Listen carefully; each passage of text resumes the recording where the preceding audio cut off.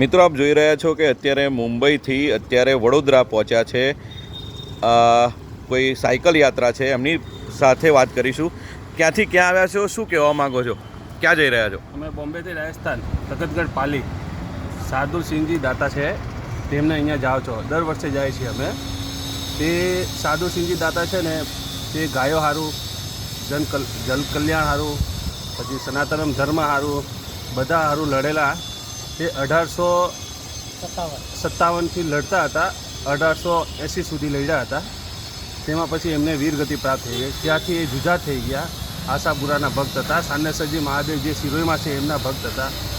ત્યાંથી પછી એમને એક કહીને રામદેવ જેવો પદ મળી ગયો ને વીર થઈ ગયા, જુજાર થઈ ગયા। તે આજ બી એમ ભક્તોની સહાયતા કરે છે। અમે દર વર્ષે આવીએ છીએ નવરાત્રિના પહેલાં।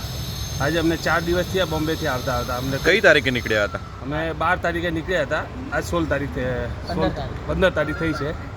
રાજસ્થાન ક્યારે પહોંચશો? રાજસ્થાન અમે 3-4 દિવસમાં પહોંચી ગયે। શું શું તકલીફો પડી બોમ્બેથી અહીંયા આવતા? કઈ તકલીફ નથી પડી, બસ ગરમી વધારે છે, એ જ તકલીફ છે।